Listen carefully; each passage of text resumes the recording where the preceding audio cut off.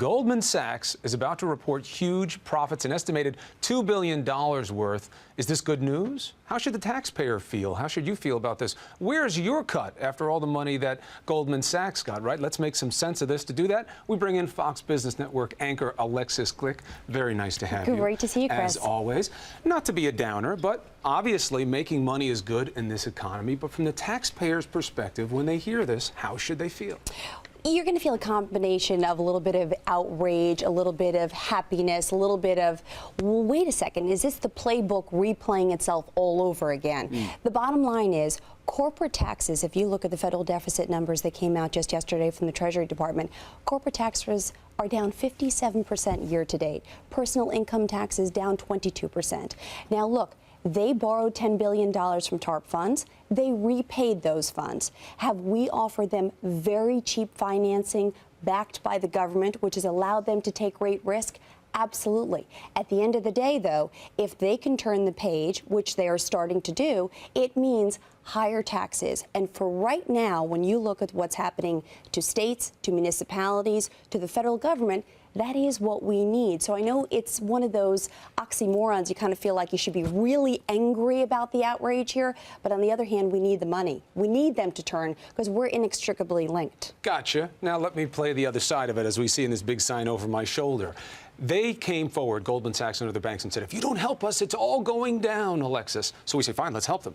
AIG, they were connected to. The government comes in, pays them back 100 cents on the dollar. They don't lose a dime. Then they say, we need money. We give them $10 billion, I guess, to play with because they were able to pay it right back. Now they're making money, so we should be happy, but they're going to pay it to themselves, aren't they? They're going to pay those bonuses. Is this how the system should work, given what we've gone through? Well, listen, the thing that they now have the advantage of, because they were one of the first to pay back the TARP funds, is they now have the right to pay their people whatever they choose to pay their people.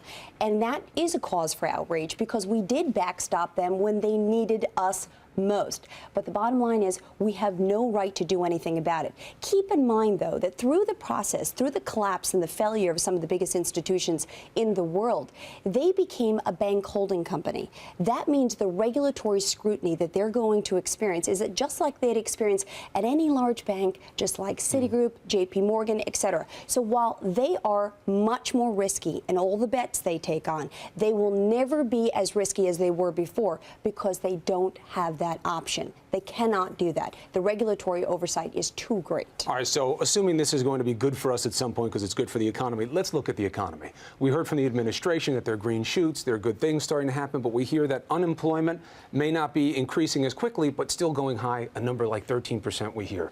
We hear our debt, $1 trillion that we have a deficit to deal with now. Where is the cause for hope? Yeah, it's interesting because you look at the markets yesterday, and the Dow's up 180 points.